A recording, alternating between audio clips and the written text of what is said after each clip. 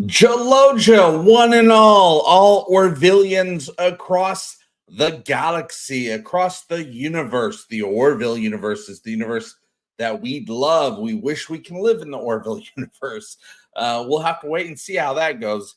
But as all of us now know, the Orville is supposed to start production on season 4 in just a couple months. Well, a few months, 4.5 months in 2025. January-ish of 2025. They're going to be going into production, getting sweeping all the cobwebs away, building sets, getting departments set up, because we are getting a 4th season of the Orville. And I just recently learned somebody was there to hear things being said, and they said what was said in front of them is that the Orville will be on Disney Plus. Disney are the ones, of course, I figured this, are the ones that picked up the Orville for a 4th season. Now, of course, Disney are the ones who brought us season 3 of the Orville, the biggest season the Orville's ever put out. Almost any shows has put out a season as big, as motion picture-esque as season 3 of the Orville. So we're excited to be able to do to continue these live shows. We've already done 2 live shows on the previous Talking the Orville, which I brought over to the new Talking the Orville just yesterday.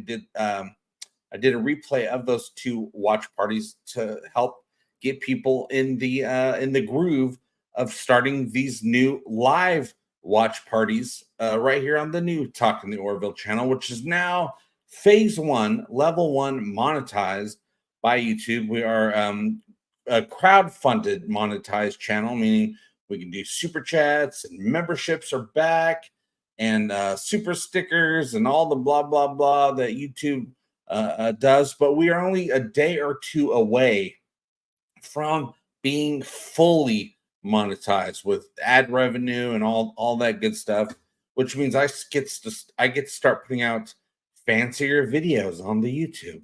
I was holding off on putting out the fancier videos because they take a lot of time, take a lot of work, and I got a lot of time and a lot of work I have to spend keeping the lights on. But now that there's a point, YouTube, I could start making that effort again. But of course, we're going to be keeping the live shows going. The new phase for season 4 of Talking the Orville, as well as the Orville, is community.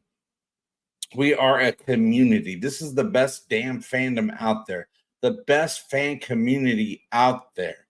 Better than all the rest. And you might be a member of other fandoms and say, hey, I'm a member of this one fandom, and they're pretty cool too.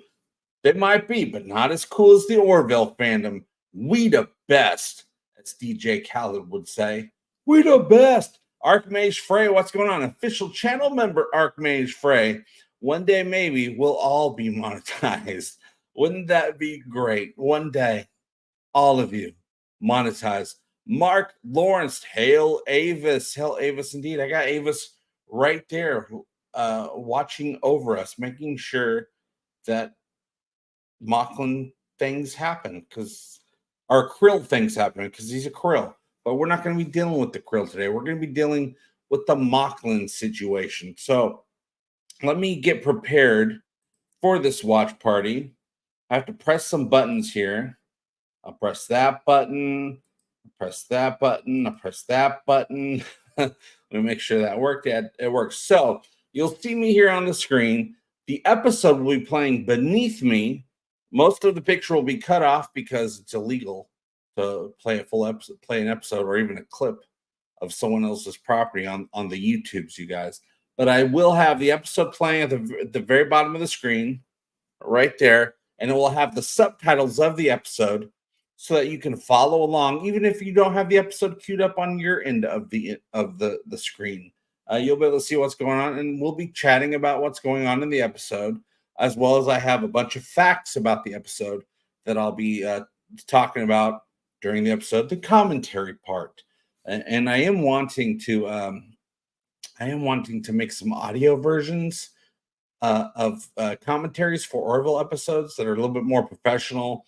I really lay in the facts about the episode and really go through it, as opposed to the cool hangout that we're doing right now. Let's see. I see a question here. Have you done your auction yet, JP? I actually kind of canceled the auction because people weren't really contacting me about it, and I was like, okay, that's actually good because I kind of don't want to sell.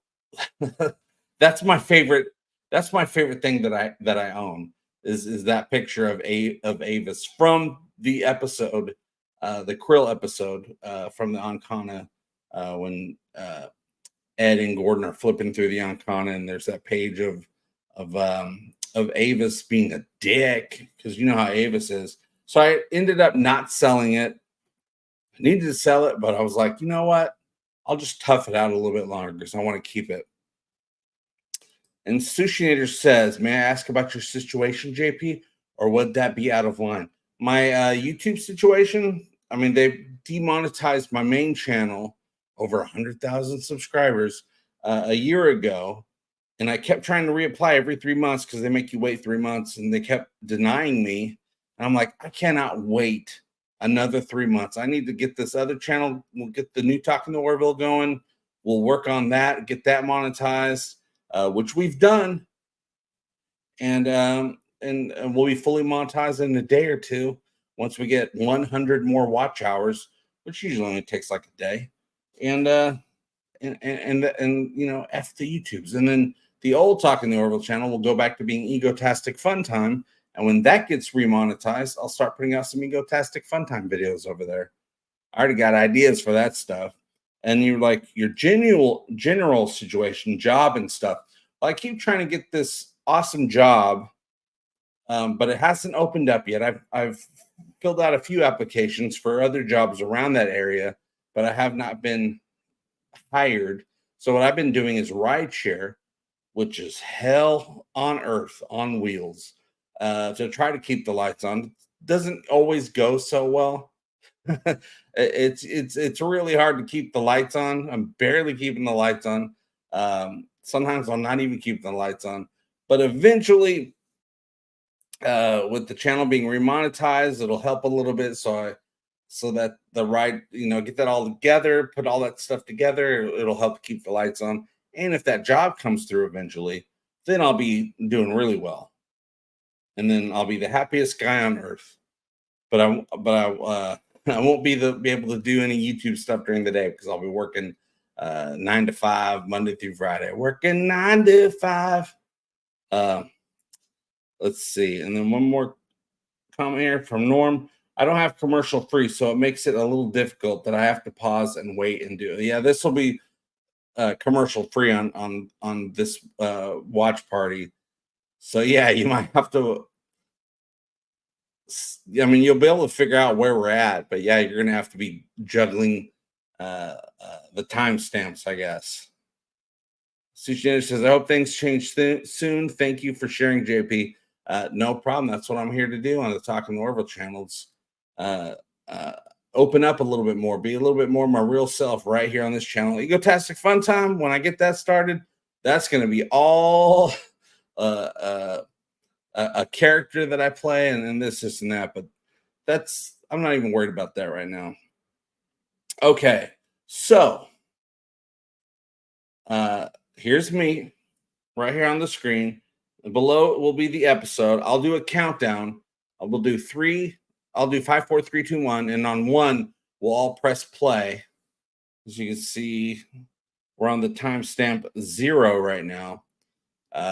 So are you guys ready? Let me know if you are ready to start this pretty dang awesome watch party, which we're going to be doing every single week until we run out of episodes of the Orville, and hopefully be really close to getting that 4th season coming out. I mean, we might have to do the watch party. We might have to watch all the episodes a couple times, but it'll be a long time before we get to future unknown episode. I mean, we'll be well into 2025 by the time we get there. All right, so on 1, here we go. Oh, a sympathy listening party. That would be weird because I have to listen. There's nothing to look at. and I can't play the audio on the screen, unfortunately, on this video. That's something to think about. Maybe I'll do my own reading of it at some point. I wonder if that's allowed. Anyway, here we go. Watch party on one. Five, four, three, two, one.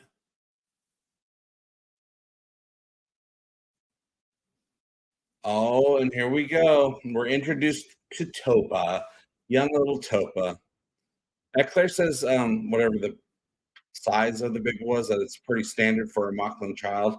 So I guess she knows a little bit more about Mocklin children than we later find out when Topa grows up so quickly. Everyone seems surprised, and she seems surprised.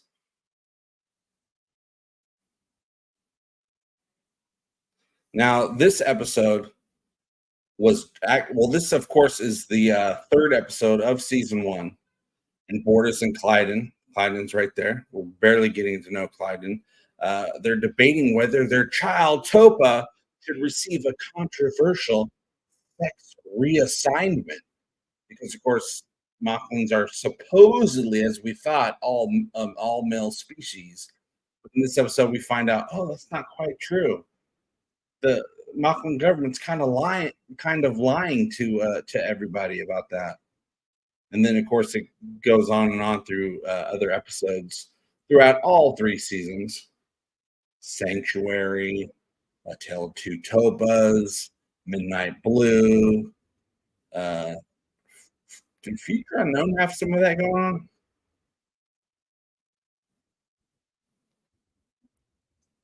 And this is when we first get Yahvit hitting on Claire, which is a lot of fun. How would the two of them work out? Well, we find out a couple episodes later. They can get some stuff going on together if they really want to.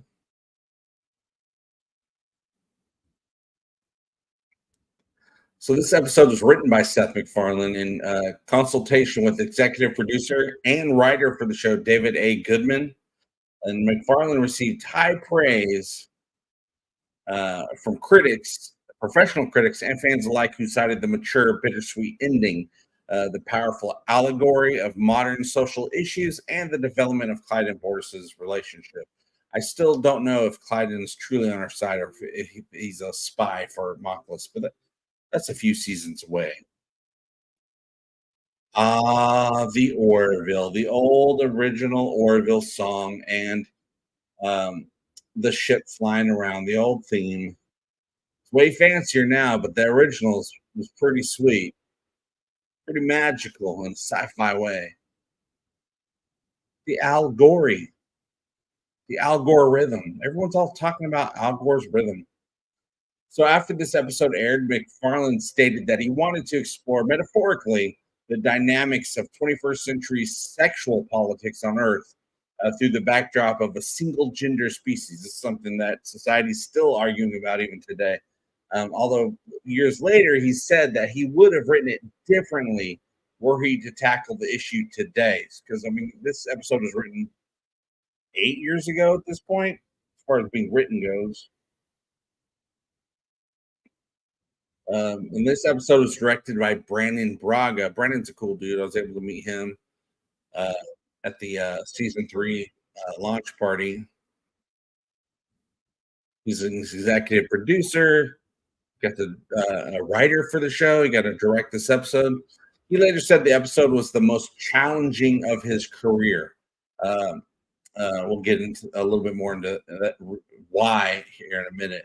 The music was composed by Joel McNeely. We love Joel McNeely.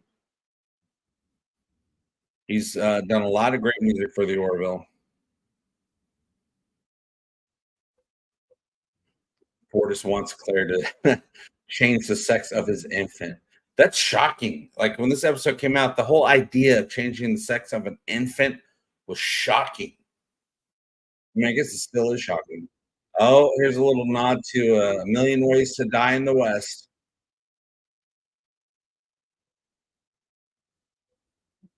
If you haven't seen A Million Ways to Die in the West, I highly recommend checking it out. It's a great comedy from Seth MacFarlane. I think A Million Ways to Die in the West would make for a great television series. Yeah, Vasquez.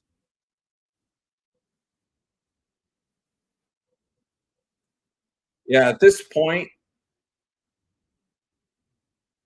I wasn't thinking about this all being on an environmental simulator because we're still getting used to the Orville when this episode came out. And then eventually I was like, oh, it's an eSIM, it's a holodeck thing.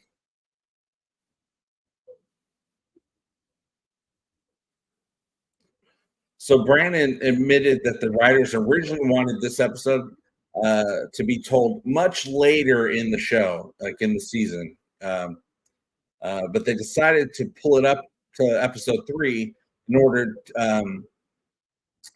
to see, because they had to know, is the audience going to embrace what the show, what the Orville really is?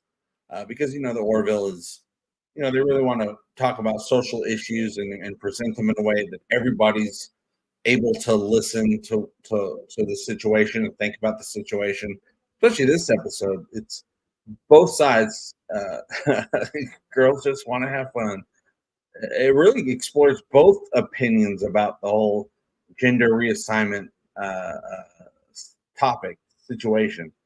I mean, I knew what side I was on right at the beginning when I first watched this, and then during the courtroom scene, the Mocklin started talking. I'm like, oh, I disagree, but I see where you're coming from, and then it made me just kind of remember to calm down on certain topics and listen first, and then talk about it.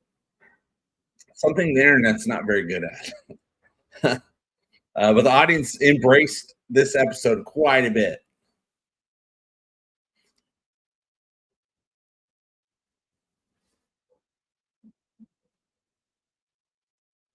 From Machlin's point of view, their whole society, hundreds of years, thousands of years, a billion years, they have a whole different point of view about it.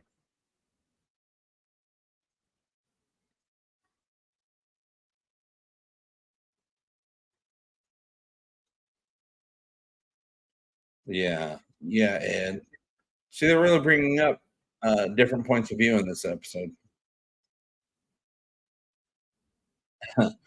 Fray better than a fistful of tortoise. Norm says, with all the temple stuff that Seth likes to do, it would seem that the folks from the mortality problem, those people that advanced 700 years over 11 days, saved her and Amanda. Those people could do anything. In season 3, we pretty much see they're basically the Q continuum. They might be more advanced than the Q continuum. I really don't know. Yeah, they can save Charlie and Amanda. They can make anything happen. Of course, it would either be it would start a whole new multiverse or a pocket universe like they did in the Mortality Paradox episode. Now, okay, so today it's Thursday. I decided to do these watch parties on Thursdays because Thursdays have typically always been Orville Day. That's when every episode of the Orville pretty much premieres is on Thursdays. Next week, I'm actually going to be doing If the Star Should Appear on a Wednesday because I have plans on Thursday, next Thursday. But after that, every episode that we do for season 1 is going to be every Thursday. And I let everybody in my life know, hey, after next week, I'm not available on Thursdays. I'm doing watch parties. And I have every single season 1 watch party scheduled, ready to go, all the way up to October 17th. And then we'll probably take a little bit of a break. And then we'll go into season 2. Then after we're done season 2, we'll take a little bit of break, and then we'll go into season 3, and then we'll see what happens once we finish with season 3.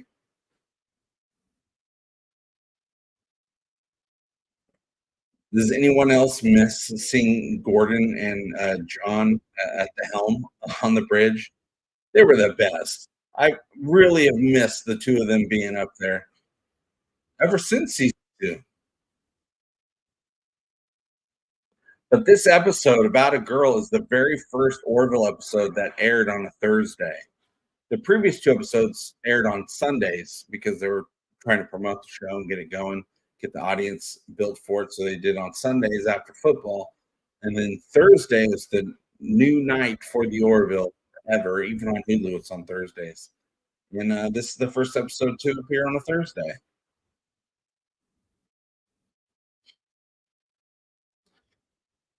Yeah, so I had all the episodes. So besides About a Girl, the other Mocklin situation episodes, the other episodes are Sanctuary, A Tale of Two Topas, Midnight Blue, and Future Unknown. And if you want to know where I'm getting all these facts about the episode, it's on the Orville Fandom Wiki. There's a link in the description of this video if you want to check out all the information on this episode. I mean, there's a lot more. A ton more. And you can click on stuff. Let me get through all the synopsis. Okay. This scene right here is the first moment on the Orville. I'm like, oh, this show is actually kind of serious. I mean, look at Ed just pissed off and really just dressing Bortus down. I don't think we've seen that type of seriousness on the show until this moment.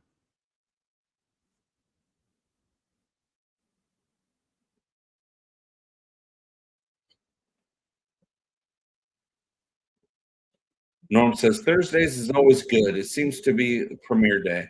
Thursdays work for me. That's when people start watching TV before they get caught up on TV before they go party on the weekend. But I remember watching the scene for the very first time and thinking, "Damn, look how serious he is." I kept waiting for a joke, and a joke never came. So the script for About a Girl was finished very early in the development of the Orville, around April or early May of 2016, which is a long time now when you think about it.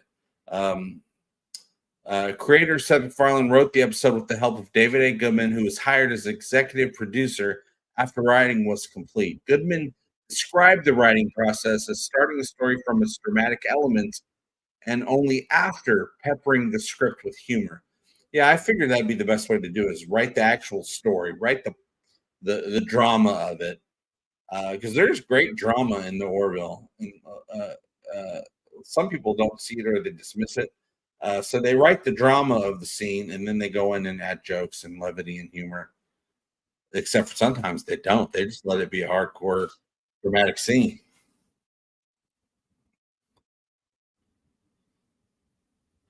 In 2019, Seth spoke about writing this episode, and he said, "What always fascinated me was if you have another culture that does things their own way, that doesn't stack up with your morals and your code of ethics, but it's still their." Well, I said that wrong. That doesn't stack up with your morals and your code of ethics, but it's still their culture. At what point do you respect their ways? And at what point does it get so insane that you can't justify it in your own mind or live with yourself? And it becomes time to be galaxy police, which is a big thing with the Mothmans, right? I mean, how many times have Ed said, how much are we going to put up with the way these people are?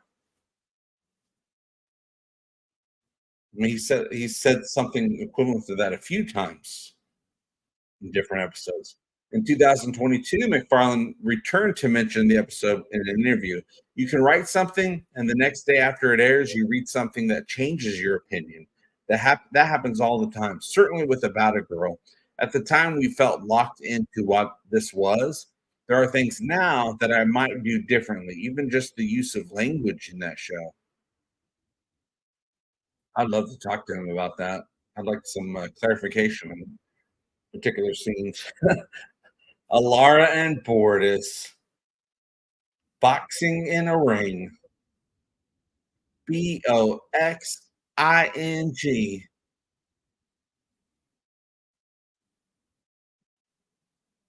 remember Austin Sage posted on her Instagram some behind the scenes footage, pictures from when they were filming this scene.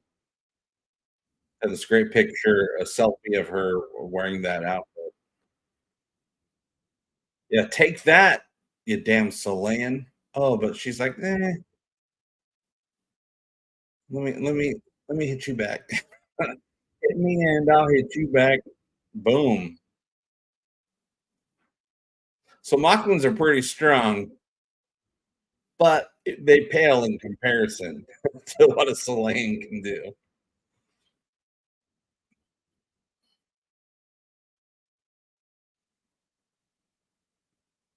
No, I want to watch Deadpool and Wolverine. I can't really afford to go to the movies.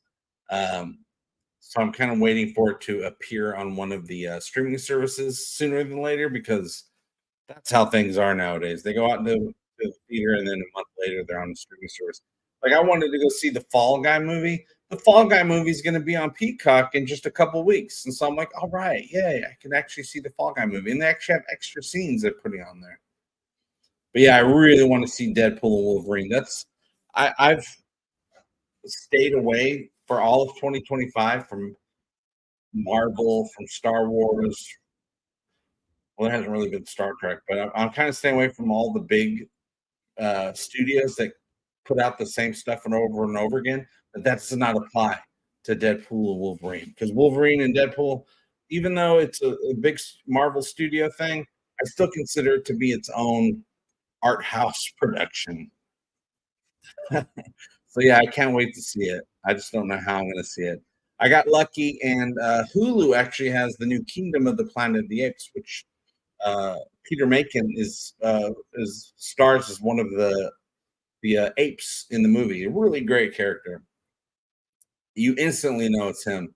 But that just came out on Hulu, and I was like, yes, I get to see Kingdom of the Planet of the Apes. So I just saw that recently, loved it.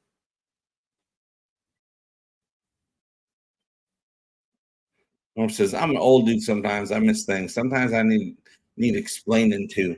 Don't we all?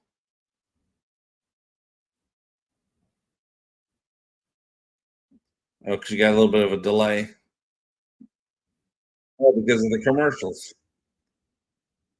Yeah, see, I'm watching this on I purchased this season on Amazon. So I'm watching it on Amazon, but there's no commercials because I purchased it. You purchase all three seasons of the Orville on Amazon Video. Ah, Rudolph. Sushiner says, I really love the movie. It's Marvel, but it's really a Ryan Reynolds movie. His wet dream. Yeah, and I love Ryan Reynolds. I just watched Ryan Reynolds in the movie If, which is a brand new movie. The MGM streaming service has it, and so I got a free trial. I watched If, and then I looked at all their other movies they have, and there was not a single thing I wanted to watch. So then I canceled it. No, yes, I did cancel it. I'm gonna double check though, because I don't want to accidentally get charged for something I'm never gonna watch. Because all they had on there that I wanted to see was If. Any other things they had on there I wanted to see are already available on other streaming services. And then other stuff they had I really didn't care about. When you originally got Disney Plus, Orville was not on the commercial wall. Yeah, some people say that the Orville's missing from their Disney Plus. I still have it on mine. But yeah, I don't have commercial free Disney Plus, so I don't do any watch parties from any of my streaming services. None of my streaming services are commercial free because it's just too expensive. There's too many services. But I own the Orville on Amazon Video, so it works out. Orville is on my Disney, but they snuck AFS into it. What's AFS? After effing S's or ads. You probably meant ads. They snuck ads into it. Oh, I'm sure. Even Amazon Prime used to be commercial free. Now you have to pay extra to remove the commercials.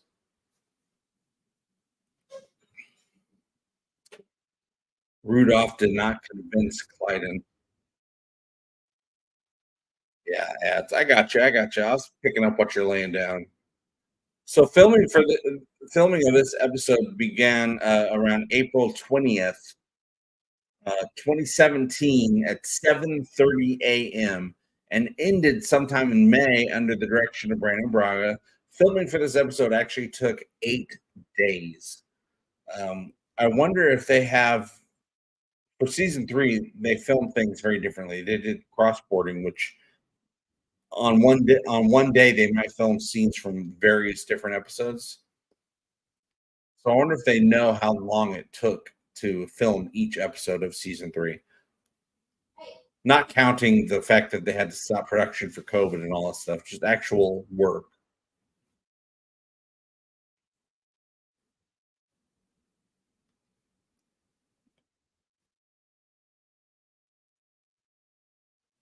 Let's see.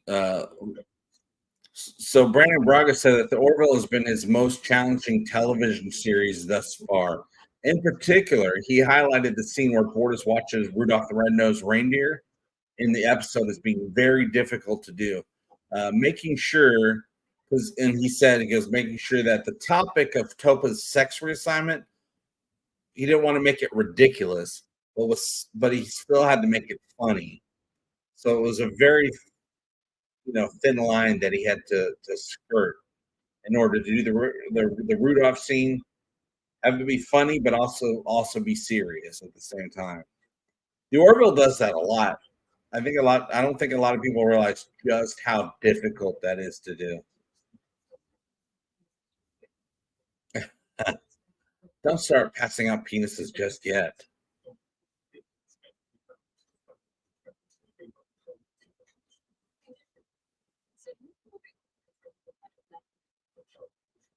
What Seth said that with this episode that we're trying to find out what that Goldilocks zone is between humor and seriousness. At a certain point, you have to forego jokes for a part of that story, or else the stakes become irrelevant.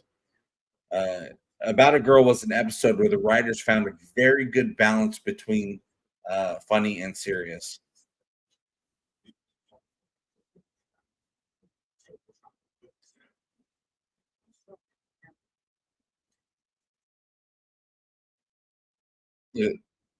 Look at Seth standing up to that big old Mocklin.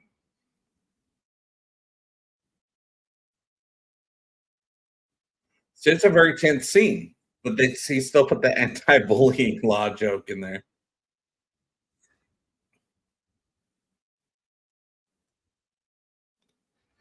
Hey Barry, how's it going? Thanks for stopping by.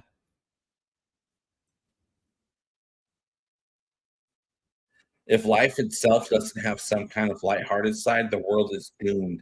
I'm sorry, that's just my old man opinion. Oh, I get it, Norm, and I agree with you. You got to have some sort of levity because life is chaotic and really tough.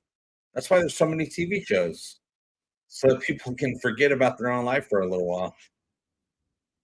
And sometimes life is great, but there, at any turn, something bad can happen, or it can just become tough. I'm learning that all the time.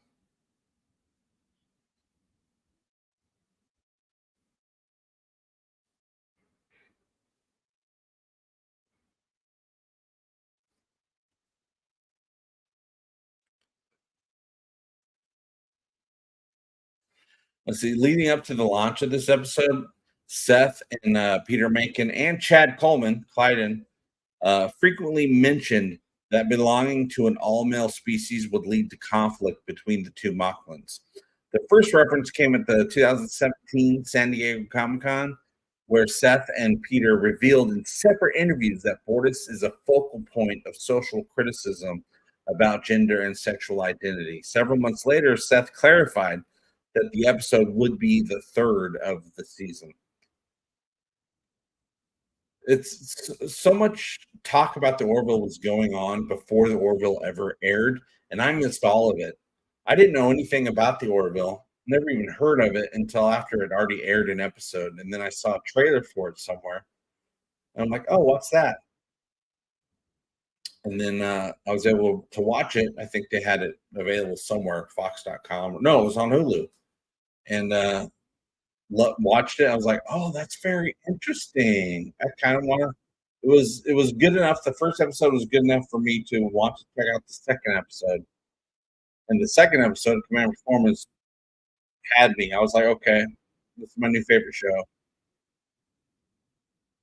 And then we got episode 3, About a Girl. I was in it by then. I was ready. I was watching every episode as they came out. Well, I watched them next day. And then as time went on, I was so excited for the episodes. I stayed up till like 4 in the morning just so I could watch the new episode on Hulu the second it dropped.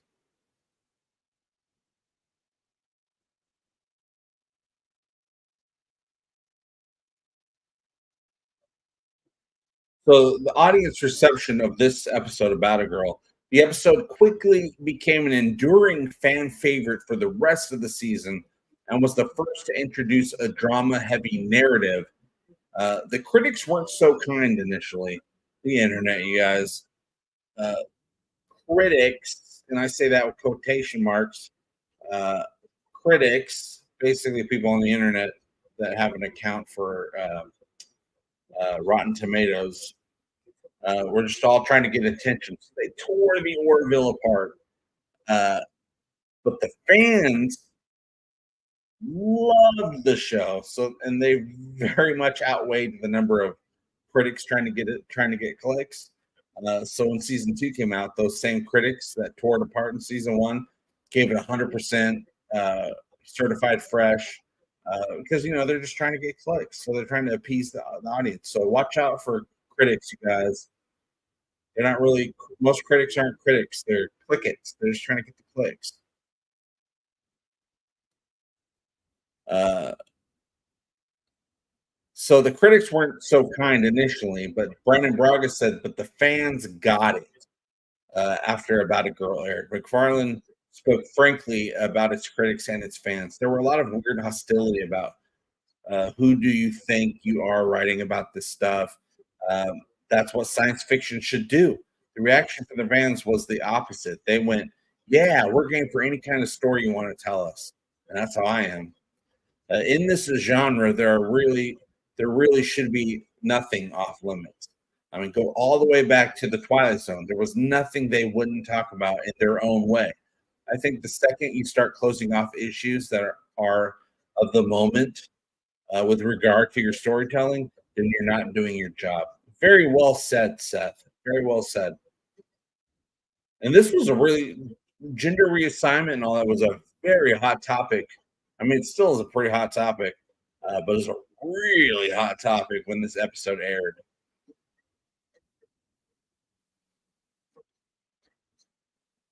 And I just love that you're getting to hear from both sides. And so many people, even today on the internet, you even just mention a topic, not a for or against the topic itself. They're like, oh, that's blah, blah, blah, blah, blah. I'm like, you don't even know what you're talking about. So I had one person on the internet say, oh, if they stop pushing gender reassignment, talking about the Orville, I'm like, what are you talking about? The Orville is fighting against it in this episode. They're fighting against the gender reassignment. Watch the episode.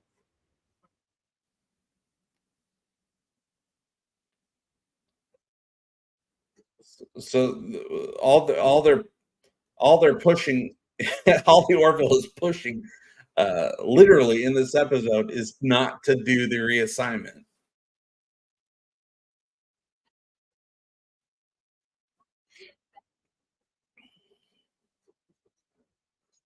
What's up, Grosner? Grosner says, "Sorry, I see Norm and Cheers in the same line. I have to." Oh, you going? Yeah, this is live. This is live. The Yesterday I replayed the first 2 watch parties because they were on the old channel. I had to move them over to this channel.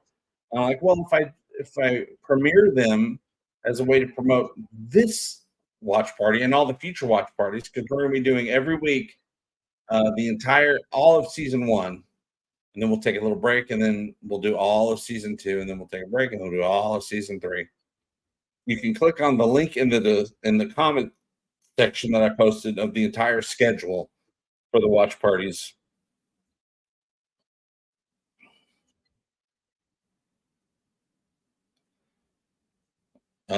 Several years later, Seth returned to speak about the audience's response to this episode. So when the episode aired, there were mixed reactions. There was a lot of passionate things written about the story. There were some things that I read that educated me a little bit. and some things that were not so correct in their analysis. But overall, the reaction was gratifying. That at least someone is talking about this. Yeah, and that's the whole point of doing an episode like this is to get people talking.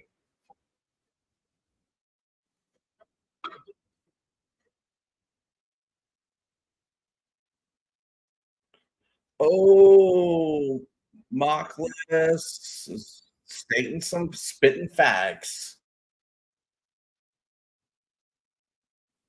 Oh, we haven't even seen a male Selain use their strength. What if we had an army of Selains um, tearing up something, having a big old fight, a big battle, a ground battle in season 4 of the Orville? So excited about season 4, you guys. I knew it was coming. I knew it a long time ago. They told me it was coming, but I didn't know what that meant. I didn't know if it was a season or a movie or what. I'm so glad we now know that it's a season 4 of the Orville. I've also recently been told it is going to be on Disney, but I already figured that. That makes sense. Ah, Gordon, he could be so dumb when you want him to be, and so smart at other times when he needs to be.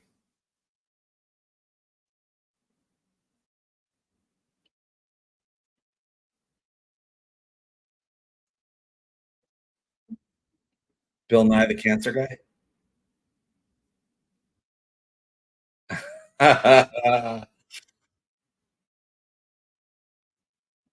He's not the smartest male, is he?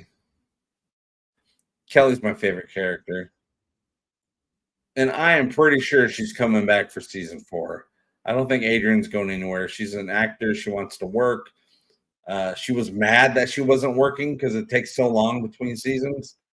So she had some gripes, but she never said she wasn't coming back. She just made it seem like she might not come back. She alluded, but she never said it. I think she'll be back. She's currently out there right now promoting the Orville. In a recent interview at a convention, she said, "Fingers crossed, we get a season 4." Now we know we're getting a season 4. I'm sure she'll be with us.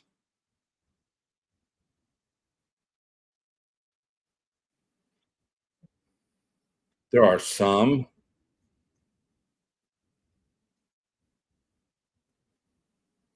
In 2022, Seth acknowledged that he made mistakes in telling the story of About a Girl and said that he gets two different kinds of feedback from critics.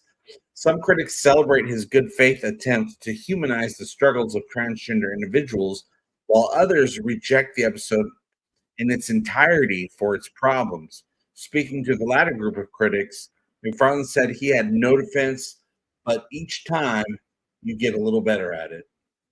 There you go. That's life.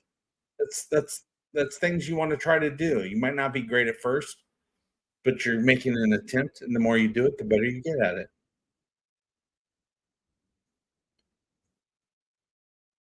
But we all do better when we all do better together.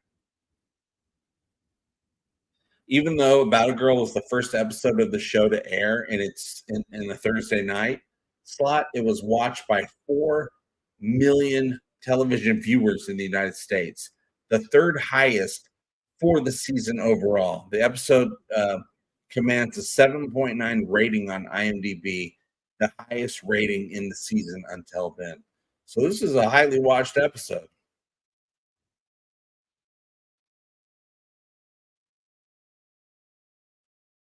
About a Girl accrued high praise from its reviewers.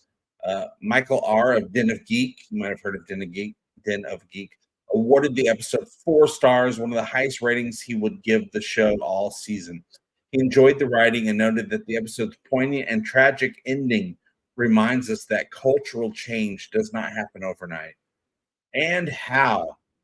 And sometimes we move forward and then we move back. Then we move a little bit forward, then we move even further back, but then we move forward.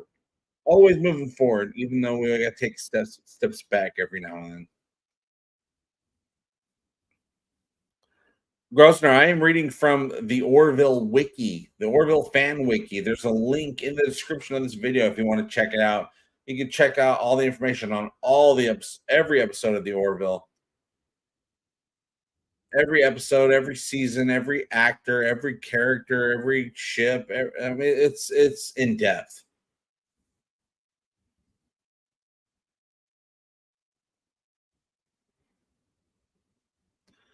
Jammer of Jammers reviews gave the episode 3 stars, tied with Majority Rule and Mad Idolatry. Oh, two great episodes.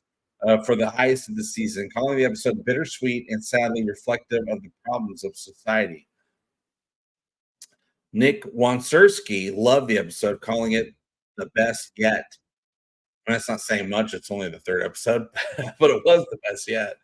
Uh, Citing the well-constructed relationship between Borders and Clyde and mixed with a powerful story arc. Oh, and that story arc keeps going forward over the seasons.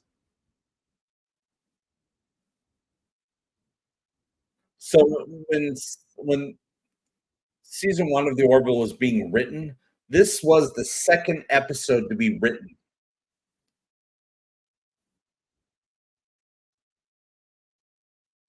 And according to Brandon Braga, the director, the writers originally wanted About a Girl to be told much later. Oh, we already know that.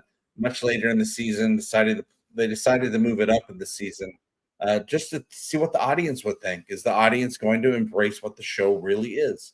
And they did embrace it, unlike the Mocklins. Oh, Havina, played by Rena Owen, a great actor and just a great lady. Had a great time chatting with her. We just kept talking, talking, talking.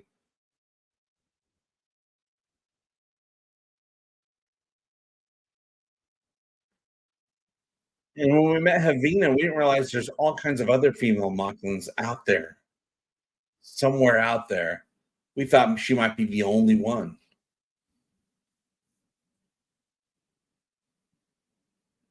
It's not until the episode Sanctuary that we found out there's a lot more. Long ago.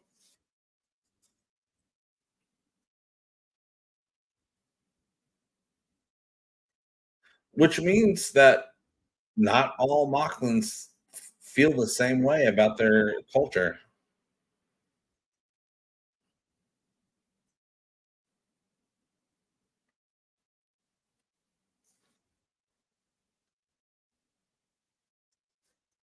Let's see here.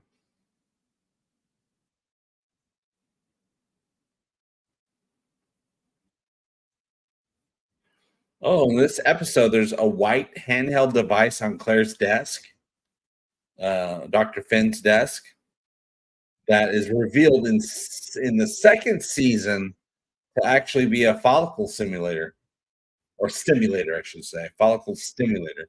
Wouldn't that be funny if Mortis had a holographic mustache? A follicle simulator. You can have whatever hairdo you want for the day.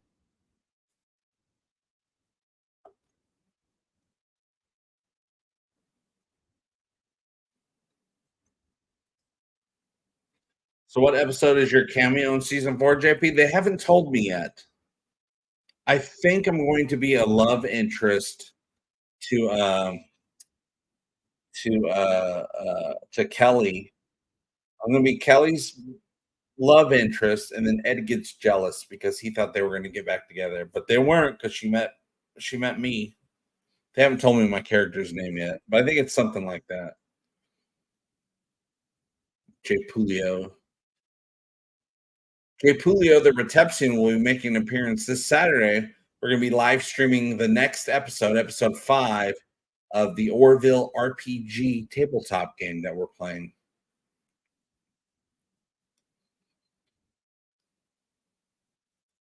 It'll be at noon on Saturday, noon Pacific Standard Time.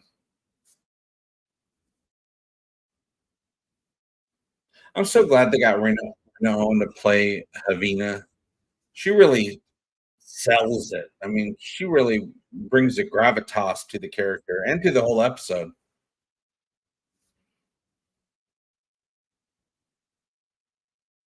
And there's little Topa.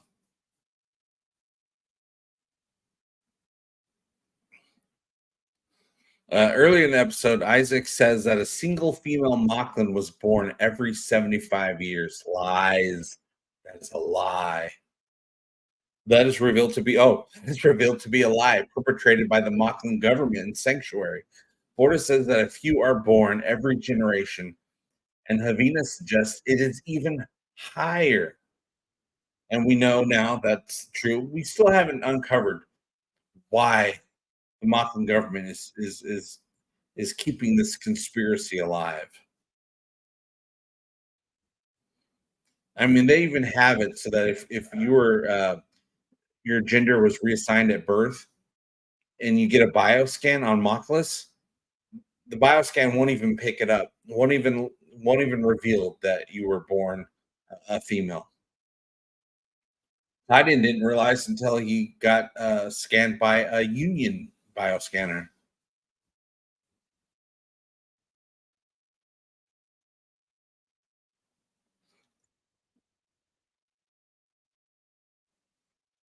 And look, not a happy ending. Episode 3 of the Orville, I realized, this is different than Star Trek. Star Trek they would have won the case. They would have won the tribunal. But that's not realistic. Realistically, uh, in the real world, things don't always work out, especially when you go to court. Court's for the rich. They don't have any money in this society, so that ain't gonna work.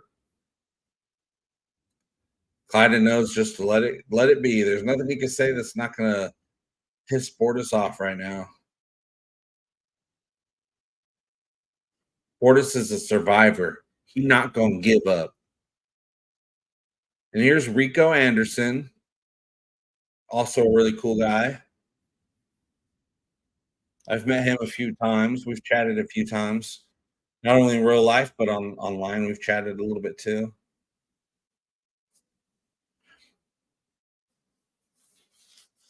I should bring him on to talk about something. There's not really much to talk about his role on the Orville. I mean, he was there. It's an acting gig. But really, he was just there to pass the baby along. But he has a lot of other things we could talk about.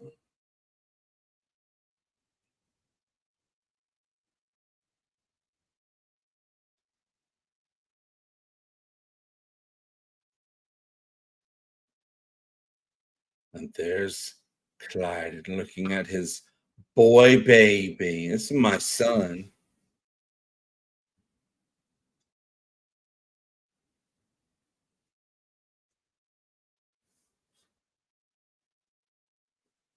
See, he says he wanted to do what is right. He thinks it's the right thing to do, the obvious right thing to do by Mocklin society. It's not even questionable in his mind. At this point, I don't even think Bortus thinks it wasn't the right thing to do. It's just he didn't want to do that. Doesn't mean he thought it was the right thing to do.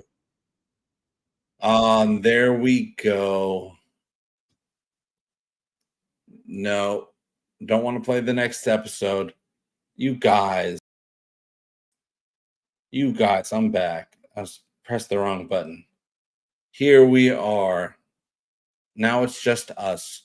Grosner says the cigarette episode is one of the funniest. That is the episode. That's season 2, lasting impressions.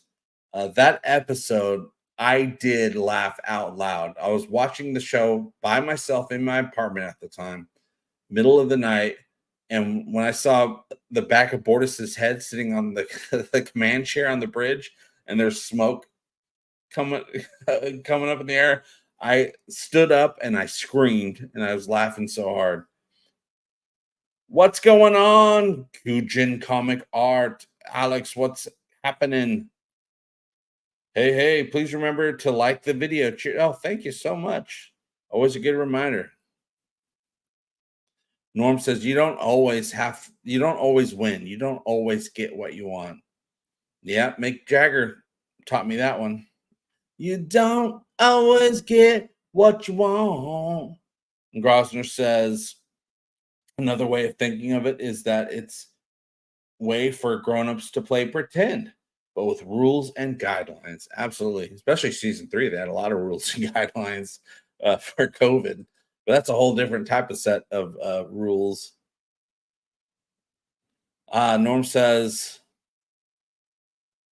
I don't understand tabletop RPG games. I didn't understand them either until I started playing, and now I kind of understand. All I know is they're a lot of fun, and you get to use your imagination quite a bit. And we've got dice, and the dice gets you different point levels for different actions, and but a lot of what happens is your imagination. You got to figure out how to get out of a situation or to progress forward in a situation.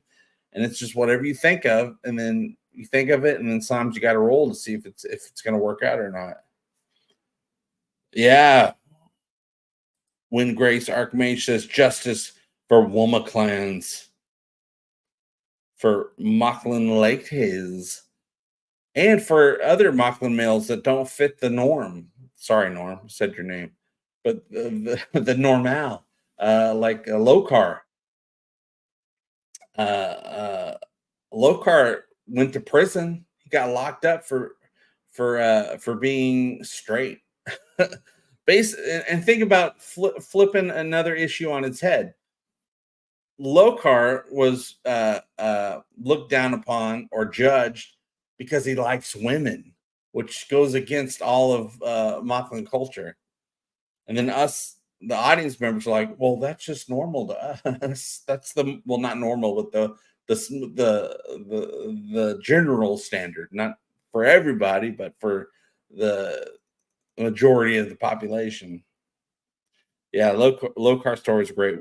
I'm hoping they bring back the Lokar story in season 4. All we know about season 4 is that they're going to do Sympathy for the Devil, which is a great episode. If you have not listened to the Sympathy for the Devil audio book read by Bruce Boxleitner, of course, you can just read it if you don't want to listen to it, but Bruce does a really great job. Written by Seth MacFarlane. Links in the description below to get it. Heck, I think it's just a couple bucks at this point. Now that the craze is over, I get it for a couple bucks. Definitely, you'll see that it should have been in season 3, but they just couldn't film it because of all the world restrictions going on. But it's one of the best episodes they've ever done. I cannot wait to see the live action version of it in season 4. Oh, Bruce is not listed in the cast for the new Tron movie. Must be too busy with season 4. Yeah, he's the president, right? Or maybe they just didn't want him. They might have just not wanted him for some reason, or it's a secret. Sometimes they do stuff like that just to help promote, to get people saying, "Hey, he's not even in it. That's ridiculous." And then he turns out to be in it, and then everybody's watching to be mad at it, and then they find out he isn't, and they're like, "Yay!" There's a lot of different ways to promote. I even have a part of my brain that's thinking when Adrian Palicki was kind of alluding to not returning for a 4th season, that could have also just been to hype up the situation, to get people looking at the Orville again, to say, "Oh, there's some drama. There's some drama in the cast. Let's start thinking about the Orville," and then it all turns out to be okay. But I mean, I don't know. We'll have to wait and find out. But I'm pretty sure Adrian's going to be in season 4. All right, what else are you going to do? Sit at home and do nothing? Twiddle her thumbs? No, she wants to get on the set. She loves those people. She loves that work. All right, Kyujin. Kyujin will be playing the it's not a pirate. What? Well, I guess it's a pirate, a space pirate. Cat's a space pirate, but there's more. There's more to Cat than that. I'll have to get my dice out and my stats out on Saturday, and we'll be playing. All right, you guys. We did episode 3 of the Orville, talking the Orville watch party about a girl. We talked about season 4. We learned a lot of cool facts about the episode. I think it's time for me to, after a long day, to go visit my family for a couple hours before I have to go to bed and do it all over again. I got to do a lot of driving tomorrow, and oh, it's so hot. It's 100 and some degrees every day, and it's never going to stop. Maybe tomorrow will be a little bit cooler. Every once in a while, we get some cooler days. But I want to thank you guys for showing up, taking part in this watch party. The next watch party schedule is in the link in the comments, and it's also in the description as well. The next watch party is If the Stars Should Appear, which was my favorite episode of season 1 until Mad Idolatry. And we'll be watching that next Wednesday. And then after that, every watch party will be on a Thursday. Yes, we are family, and we are the Orville Archmage. So I'll see you guys very soon, and I hope all your times are Orville-tastic fun times. And remember, we all do better when we all do better. And I'll see you next time. Love you. Bye-bye.